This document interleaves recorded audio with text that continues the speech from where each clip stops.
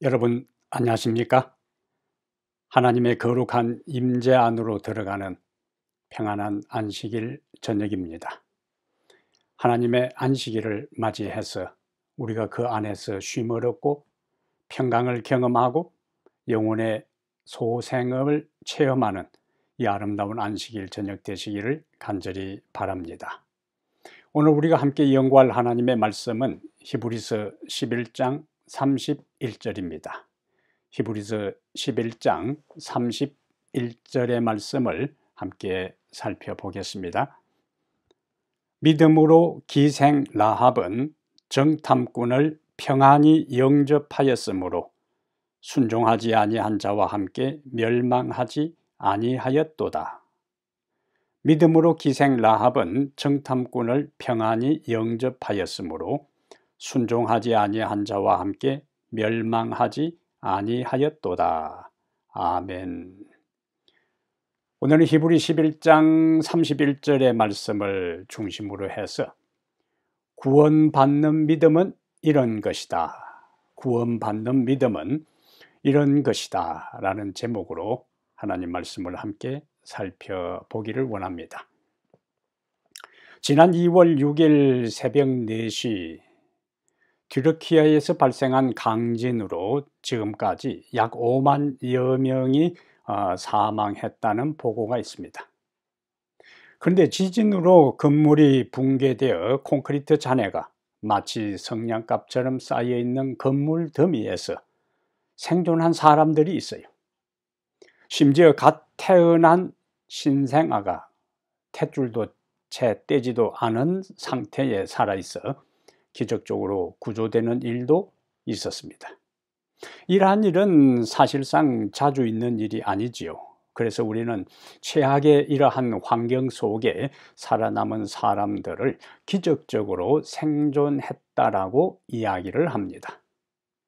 오늘 본문에는 그가 거주하던 성이 완전히 파괴되고 성중의 사람들이 모두 진멸되는 상황에서도 살아남은 한 사람의 이야기를 소개하고 있어요.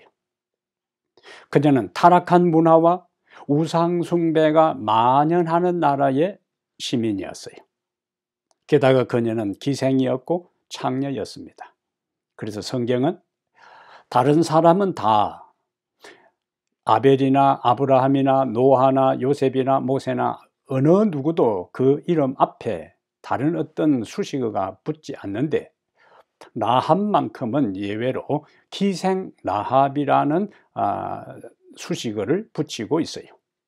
그런데 이런 라합이 어떻게 그 파멸의 한복판에서 생존할 수 있었을까요? 다른 모든 동족들이 진멸되는 그 혼란의 와중에서도 어떻게 살아남을 수 있었을까요? 오늘 본문은 그 비결이 바로 믿음이라고 말씀합니다. 그러면 라합은 도대체 어떤 믿음을 가졌기에 이렇게 생존할 수 있었는지 오늘 본문을 통해서 살펴보겠습니다. 라합이 구원받는 믿음, 생존할 수 있는 믿음의 첫 번째 특징은 그는 하나님의 말씀에 근거한 믿음을 가졌어요. 그의 믿음의 근거는 하나님의 말씀이었습니다. 라합이 어떻게 하나님에 대한 믿음을 가지게 되었는가? 우리는 여호수아서로 돌아가서 라합이 어떤 배경 속에서 어떤 상황에서 우상 숭배하던 그 여인이 하나님을 믿게 되었는지를 여호수아서로 돌아가서 살펴보겠어요. 여호수아는 지금 가나안 변경 기띔이라 하는 곳에서 정탐꾼 2명을 여리고성에 파견합니다. 그리고 그 정탐꾼 2명은 성경에 보니까 기생 라합의 집에 유숙했다고 기록하고 있어요. 그런데 기생 라합의 집에 이스라엘의 정탐꾼이 머문다는 것이 곧 바로 신고되어 왕의 명령을 받은 체포조들이 이 기생 라합의 집에 들이닥칩니다. 라합은 그들을 내어주는 대신에 그들을 지붕에 숨기면서 이렇게 고백해요. 여호수아 2장 9절에서 여호와께서 이 땅을 너희에게 주신 줄을 내가 아노라. 그러면서 이 땅 주민들의 상황을 설명해요. 이 땅 주민들의 간담이 높고 정신을 잃었다. 왜 여리고성의 사람들이 간담이 높고 정신을 잃게 되었는가? 그 이유를 다시 여호수아 2장 10절에서 라합은 이렇게 두 정탐꾼들에게 설명합니다. 이는 너희가 애굽에서 나올 때에, 이스라엘 백성들이 애굽에서 나올 때에 여호와께서 너희 앞에서 홍해물을 마르게 하신 일과, 첫 번째 여리고 사람들이 간담이 높고 정신이 혼절한 이유는 이스라엘 백성들이 애굽에서 나올 때에 홍해가 기적적으로 마른 그 소문이 여리고 성에까지 다 전달되었다는 거예요. 두 번째, 그들이 간담이 높고 정신을 잃은 이유는 요단 저쪽에 있는 아모리 사람의 두 왕 시혼과 옥에게 행한 일, 곧 그들을 전멸시킨 일을 우리가 들었습니다. 요단강 저편에 있던 이 시온과 옥은 강력한 나라의 군주였어요. 근데 그 두 왕이 이스라엘의 강력한 하나님의 심판과 이스라엘의 공격으로 그들이 다 진멸되었다는 소식을 여리고 사람들이 들었던 거예요. 라합만 들었던 것이 아니고 여리고성의 모든 사람들이 다 들었어요.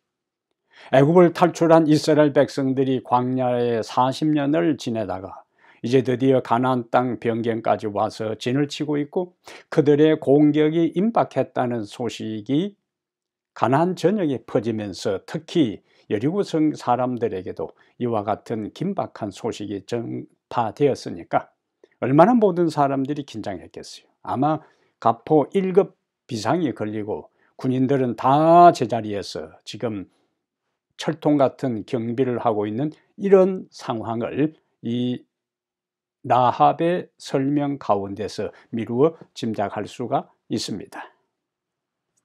그런데 라합은, 다른 사람들은 여호와 하나님의 능력과 권세와 심판과 위엄과 강력한 능력으로 이제 이스라엘을 보호하고 그리고 요단 저편 두 나라를 완전히 심판했다는 소식을 들었을 때 간담이 높고 그들이 혼절했지만 라합은 달랐다고요. 라합은 여호와께서 너희에게 이 땅을 주셨다는 것을 내가 안다라고 이야기하고, 그러면서 하나님에 대한 신앙을 이렇게 고백합니다. 여호수아 2장 11절에 너희의 하나님 여호와는 위로는 하늘에서도 아래는 땅에서도 하나님이시니라. 천지의 하나님이시라는 거예요. 어느 한 부족의 하나님이 아니라는 거예요. 어느 한 특정의 공간에 갇혀있는 우상과 같은 존재가 아니고 하늘에서도 하나님이시고 땅에서도 하나님이시고 한 나라의 신이 아니라 온 우주의 신이라는 사실을 라합은 두 정탐꾼들에게 고백합니다. 라합이 이와 같은 믿음을 가졌던 것은 여호와께서 이스라엘을 위하여 그동안 하신 일을 들었기 때문에 그와 같은 믿음이 생긴 거예요. 자기들이 섬기던, 라합이 지금까지 섬겨왔던 여리고의 그 어떠한 우상, 어떠한 잡다한 신보다 여호와 하나님만이 하실 수 있는 위대한 능력 앞에 라합은 마음을 열고 우상 숭배하는 대신에 하나님에 대한 믿음을 그가 갖게 되었고, 그 믿음을 지금 두 정탐꾼들에게 고백하고 있어요. 우리의 삶에도 종종 어떻게 하면 우리의 믿음이 생길 수 있을까? 어떻게 하면 믿음이 성장할까 하는 고민을 우리들 모두가 갖고 있어요. 그런데 성경에는 우리가 믿음이 생기며 우리의 믿음이 성장하고 성숙할 수 있는 간단한 비결을 이미 성경 속에 해답을 제시하고 있습니다.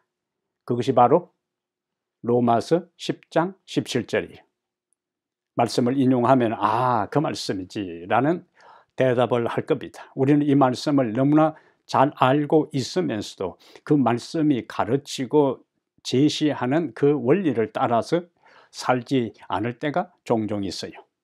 로마서 10장 17절은 바울은 우리의 믿음이 어떻게 생기는지에 대한 것을 이렇게 설명합니다. 그러므로 믿음은 무엇에서 나요? 들으면서 나며 들음에서 나며 무엇을 들어야 하는가? 들음은 그리스도의 말씀으로 말미암았느니라 하는 말씀을 하고 있습니다. 정의하면 바울은 우리의 믿음은 하나님의 말씀을 듣는 데서 생기는 겁니다. 그리고 그 말씀을 규칙적으로 섭취할 때 정상적인 믿음의 성장이 일어나게 돼요. 아이들이 잘 성장하는 아이들은 대부분 음식을 가리지 않고 잘 먹는 아이들입니다. 그들은 튼튼하게 건강하게 잘 자라요. 성장합니다. 영적 성장도 원리가 똑같아요. 영적 성장도 하나님의 말씀을 얼마나 규칙적으로 골고루 섭취하느냐에 따라서 우리의 영적 성장의 성패가 좌우돼요. 우리의 육체적인 성장이 우리가 먹는 음식에 좌우되고 결정되는 것처럼 영적 성장은 하나님의 말씀을 섭취하는 여부에 달려 있다는 것을 우리가 알 수가 있습니다. 그러므로 제가 여러분과 함께 목회를 하면서 목회 초기부터 끊임없이 하나님의 말씀을 읽는 것과 하나님의 말씀을 암송하는 것과 매일 그날의 몫을 교과 공부를 꾸준하게 끊임없이 규칙적으로 하는 것을 강조하는 이유가 바로 여기에 있습니다. 그 어떠한 사람도 정기적으로 교회에 한 번씩 나오는 것으로 인해서 꾸준하게 믿음이 자라고 성장할 수는 없어요. 그것은 우리가 한번 맛있는 것 밖에 가서 잔뜩 먹는다고 해서 그 사람이 건강하고 잘 건강을 유지한 것이 아니라는 것과 똑같습니다. 꾸준하게 하는 것이 중요한 거예요. 매일 하는 것이 중요합니다. 규칙적으로 하는 것이 중요합니다. 그것이 우리의 영적 생명을 유지하는 비결이 되는 거예요. 예수님께서도 요한복음 6장 63절에 내가 너희에게 이런 말이, 예수님께서 우리에게 하신 말씀이 영이요 생명이라고 하셨어요. 생명을 먹어야 생명을 유지할 수가 있어요. 생명을 가까이 해야 우리의 삶에 생명이 넘칩니다. 엘렌 G. 화이트는 교육 126페이지에 아주 중요한 말씀을 우리에게 해주고 있는데요. 교육 126페이지에 모든 세계를 존재하도록 불러내신 창조력은 바로 하나님의 말씀이었다. 무에서 유를 존재하게 한 그 모든 능력이 무엇인가? 하나님의 말씀이었다. 이 말씀이 우리에게 능력을 주고 생명을 낳게 한다. 의지로서 이에 동의하고, 하나님 말씀에 우리가 의지로 동의하고 심령이 이를 받아들이면 이로 인해 무한하신 그분의 생명이 우리에게 이르러 오게 된다. 이와 같은 일들로 사람의 품성이 변화되고 우리의 심령이 하나님의 형상으로 다시 창조되는 것이라고 너무나 명확하고 분명하게 우리에게 말씀을 해주고 있습니다. 천지를 창조하고 불러내신 그 말씀의 능력이 동일하게 우리가 그 말씀을 받아들이고 그 말씀을 따라 살아갈 때에 무한하신 하나님의 생명이 우리에게 오고 우리의 품성이 변화되고 우리의 심령이 죄로 인해서 훼손되고 망가진 우리의 하나님의 형상이 다시 재창조되고 회복된다는 귀한 약속을 우리에게 해주고 있어요. 믿음이 자라고 내 인생이 바뀌고 내 심성이 하나님의 심성으로 변화되고 하나님의 품성으로 우리의 인생이 꼴지어지기 위해서는 하나님의 영이요 생명 되시는 말씀을 꾸준하게 규칙적으로 반복하여 섭취할 때 자란다는 귀한 진리를 우리에게 깨우쳐 주십니다. 말씀을 섭취함으로 하나님의 생명을 공급받고 그 능력을 경험하고 그분의 품성으로 변화되는 주인공들이 되기를 바랍니다. 두 번째, 구원받는 믿음은 무엇인가? 라합은 어떻게 해서 모든 여리고성 사람들이 멸망당하는 그때에도 살아남을 수 있었는가? 두 번째 라합의 믿음의 특징은 행함이 있는 믿음이었어요.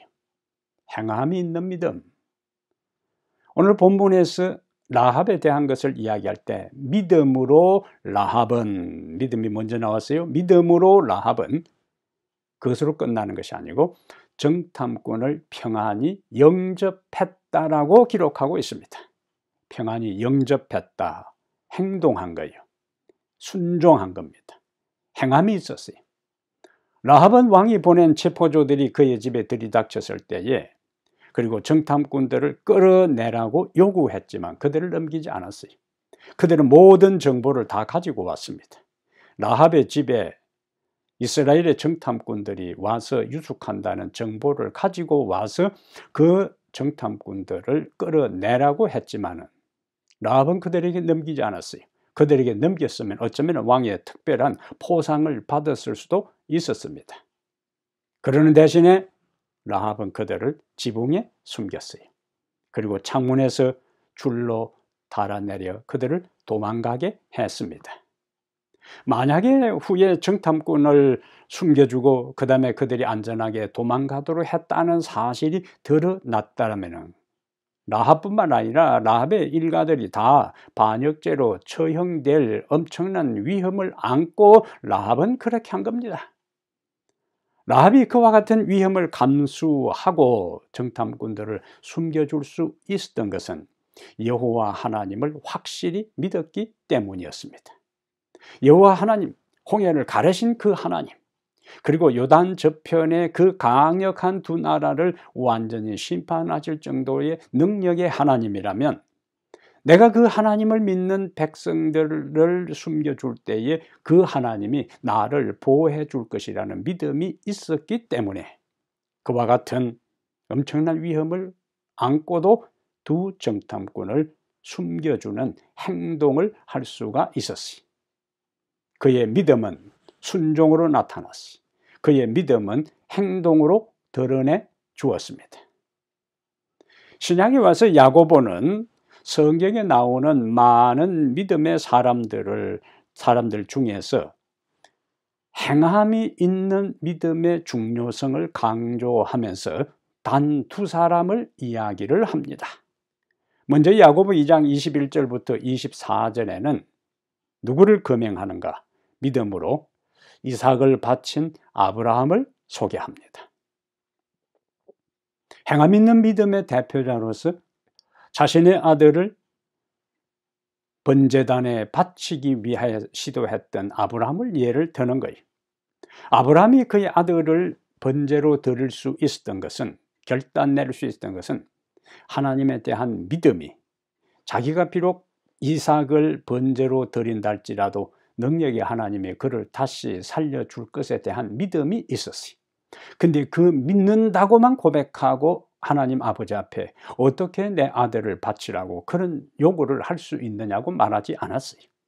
하나님에 대한 믿음이 있었기에 그는 주저함이 없이 심령의 갈등과 아픔이 있었다 할지라도 내가 내 아들을 하나님께 드리면 하나님께서 부활시켜 줄 것이라는 믿음이 그의 아들을 제물로 드릴 수 있는 행동, 순종, 행함으로 나타난 것입니다.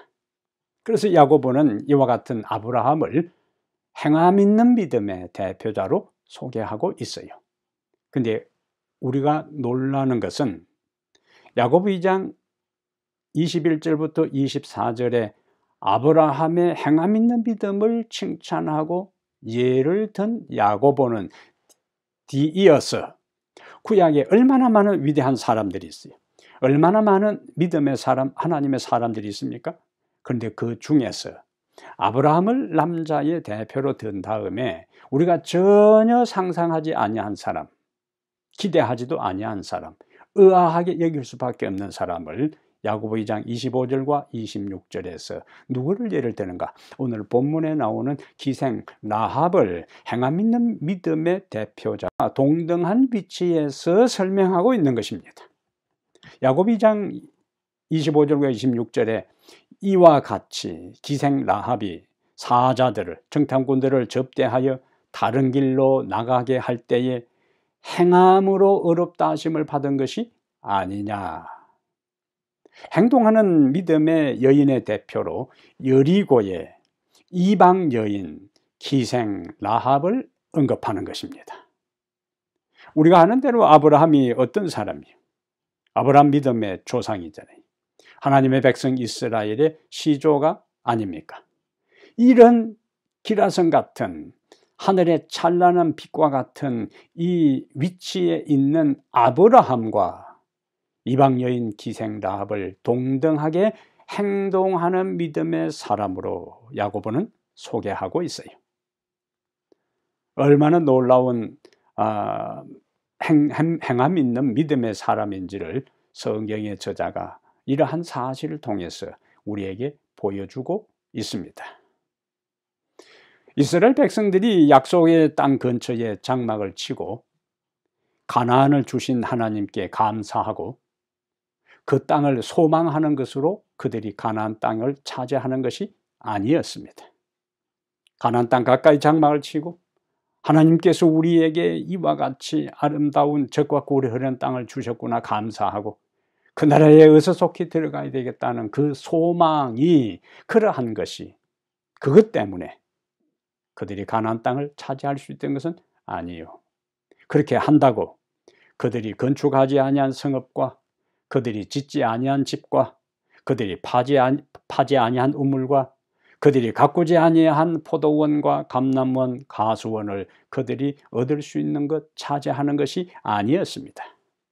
그럼 어떻게 해야 하나님께서 약속하신 가나안 땅이 그들의 소유로 바꾸어질 수 있었는가? 그 해답을 엘렌 G. 화이트는 산상보훈 149페이지에서 이렇게 이야기합니다. 행함의 중요성, 행동의 중요성, 행위의 중요성을 이렇게 강조해요.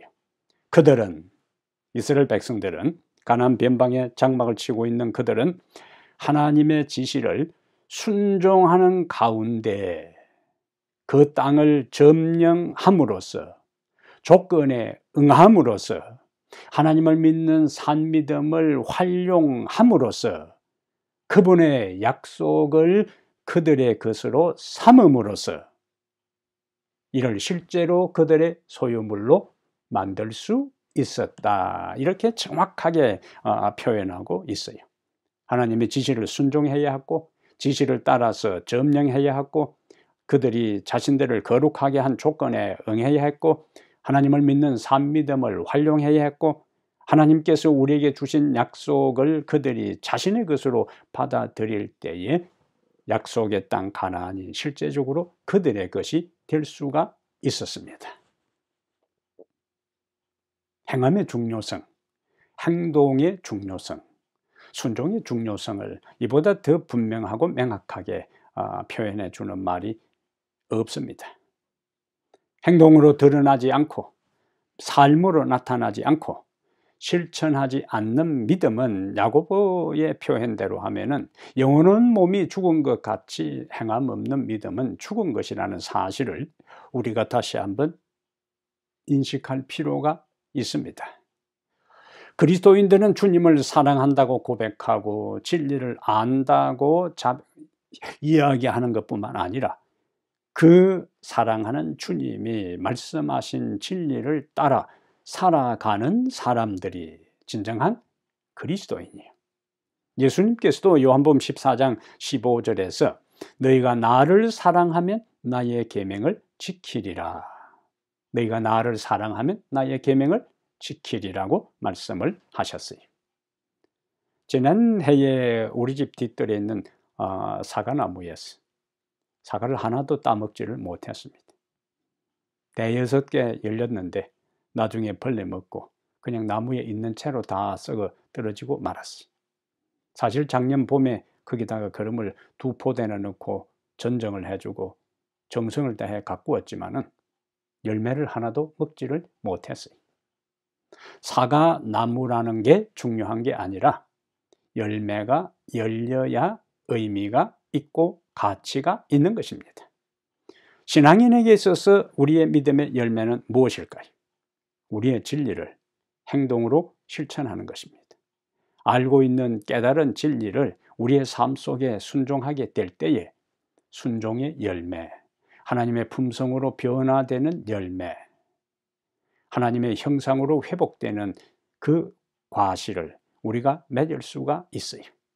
입만 무성하고 말만 무성하고 외행적인 그 모든 것은 거칠에만 아무리 화려찬란하다 할지라도 자신의 일상의 삶 속에 하나님께서 우리에게 알려주시고 계시해 주시고 깨닫게 해주시고 말씀해 주시는 진리를 따라, 알고 있는 진리를 따라 살지 아니한다면 그 알고 있는 진리는, 들은 진리는, 깨달은 진리는 우리에게 아무런 의미가 없는 것입니다. 말씀을 따라 살고 진리를 실천하여 행함 있는 믿음의 소유자가 되어 주님의 품성으로 변화되는 아름다운 성도의 삶이 우리의 삶 속에서 일어나게 되기를 바랍니다. 세 번째, 라합의 믿음의 특징은 멸망하지 않는 믿음을 가지고 있었어요. 믿음의 결과입니다. 라합이 가졌던 믿음의 결과는 결국에 그가 멸망하지 않았어요. 라합이 믿음으로 정탐꾼들을 숨겨진 결과에 대해 오늘 본문에서 순종하지 아니한 자와 함께 멸망하지 아니했다, 이걸 강조해요. 순종하지 아니한 자와 함께 멸망하지 아니했다. 순종하지 아니한 자는 다 멸망했어요. 하나님의 존재를 인정하지 않는 사람들은 다 멸망했어요. 하나님께로 돌아오지 않는 여리고 사람들은 다 멸망했어요. 그런데 라합은 그들과 함께 멸망하지 않았습니다. 그 개인만 멸망하지 않은 것이 아니라 라합이 속해 있던 가족까지도 다 구원을 받았어요. 그리고 이스라엘 백성과 함께 거할 수가 있게 된 것입니다. 여호수아 6장 25절은 그 사실을 우리에게 이렇게 말씀하고 있어요. 여호수아가 기생 라합과 그의 아버지의 가족과 그에게 속한 모든 것을 살렸으므로 그가 오늘까지 이스라엘 중에 거주하였으니, 이는 여호수아가 여리고를 정탐하려고 보낸 사자들을, 이는 라합이 여호수아가 여리고를 정탐하려고 보낸 사자들을 숨겨 주었기 때문이라고 기록합니다. 그동안 라합은 죄 많은 삶을 살았어요. 기생으로서 하나님 앞에 바람직하지 않고 그 타락하고 배도한 문화가, 그 우상숭배가 만연한 그 나라에서도 가장 도덕적으로 인정받지 못하는 문남자들의 육체적인 놀이개로 전락한 여인이었어요. 사람답게 살지 못한 것입니다. 얼마나 그의 가슴에 한과 상처가 많았겠습니까? 그러나 그 상처투성이의 여인도 하나님의 존재와 능력을 믿고 하나님 편에 믿음으로 서서 하나님이 보낸 정탐꾼들을 숨겨주자 하나님은 다시 정탐꾼들을 살려준 그것에 대해 그를 살려주었어요. 우리가 이런 것을 부메랑의 법칙이라 그럽니다. 인과응보의 법칙이에요. 라합은 일반적으로 악을 행하면 악이 돌아옵니다. 선을 베푸면 선이 돌아옵니다. 부메랑 법칙이요. 라합은 선을 베풀었어요. 사람을 살렸어요. 숨겨 주었습니다. 하나님께서 여리고성이 멸망당할 때에 하나님의 사람을 살려준 라합과 그의 가족을 다시 살려 주었습니다. 두 정탐꾼을 숨겨준 라합을 하나님은 당신의 날개 아래, 피난처 아래 숨겨주어 그 멸망의 때에 순종하지 아니한 자와 함께 멸망하지 않도록 해 준 것입니다. 라합은 자신과 같이 천한 사람을 주께서 용서하시고 구원하셔서 하나님의 백성과 함께 살도록 은혜를 주신 하나님에 대해 평생 감사하며 평생 주님께 영광을 돌리며 순종하며 살았을 것입니다. 그런데 여러분, 우리가 성경을 연구하면 라합을 하나님은 구원하는 것으로, 순종하지 아니한 여리고 백성과 함께 멸망당하도록 하지 않고 그와 그의 가족을 구원하는 것으로 끝내지 않았어요. 그분의 은혜는 라합의 삶에 계속됩니다. 히브리 11장에 아브라함, 이삭, 야곱, 요셉, 모세처럼 빛나는 별과 같은 믿음의 영웅들과 함께 믿음의 전당에 라합의 이름을 올려주셨습니다. 이것은 우리에게 무엇을 시사할까요? 아무리 비극적인 삶을 살고 아무리 죄 많은 인생을 살아왔다 할지라도 살아계신 하나님의 사랑을 깨닫고 그분의 존재를 알고 마음을 열고 그분께 자신의 인생을 맡기는 사람의 삶은 하나님께서 기억하시고 존귀하게 하시고 구원하시고 붙드시고 보호하시고 높이신다는 위대한 진리를 우리에게 강조하고 있는 것입니다.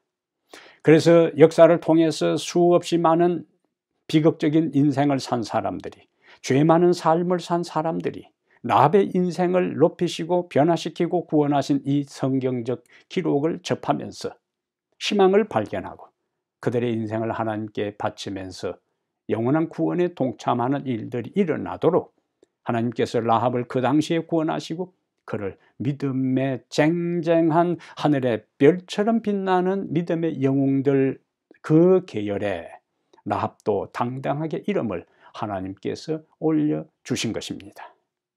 여기에서 또 라합에 주신 은혜가 끝나지 않았어요. 우리는 마태복음 1장 5절과 6절에서 예수님의 족보에 그의 이름이 다시 등장하는 것을 봅니다. 살몬은 라합에게서 보아스를 낳고, 라합의 남편이 이제 살몬이요.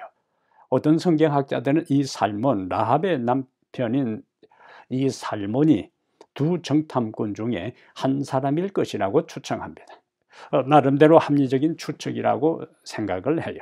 라합은 살몬에게서 우리가 잘 아는 룻기스에 나오는 그 보아스를 낳고, 보아스는 룻에게서 오벳을 낳고, 오벳은 이새를 낳고, 이새는 다윗 왕을 낳으니라고 마태복음 1장 5절과 6절에 기록합니다. 정리하면 라합은 다윗 왕의 4대조 할머니가 됩니다. 그리고 그 4대조 할머니 룻의 후손 중에서 인류의 구원자 예수 그리스도가 탄생하셨으니 하나님의 은혜는 용서와 구원의 차원을 넘어서는 것을 보는 것입니다.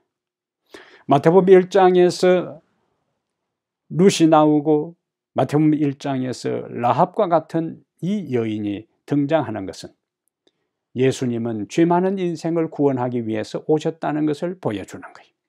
그의 계보에, 그의 족보에 아무것도 자랑하고 내세울 것이 없는, 이렇게 그 사회의 하층민인 사람들의 비난과 손가락질을 받고 자기 스스로도 상처와 한 속에 살았던 사람들을 등장시킨 것은 예수 그리스도는 바로 그러한 사람을 구원하기 위해, 그러한 사람을 살리고 그러한 사람을 회복하기 위해서 오셨다는 사실을 웅변적으로 증명해주고 있어요.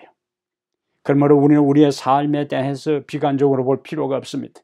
다른 사람과 비교해서 초라하다고 한숨 질 필요가 없어요.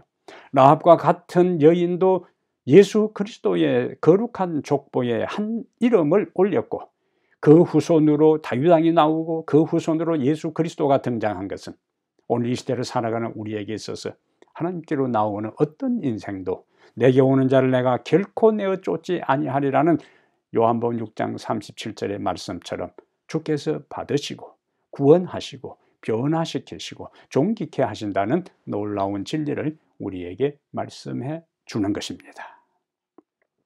그러므로 사랑하는 여러분, 하나님은 우리가 하나님의 말씀에 기초한 확실한 믿음을 갖기를 원하셔요. 우리가 그 말씀을 받아들일 때 하나님의 생명과 능력이 우리 안에 역사합니다.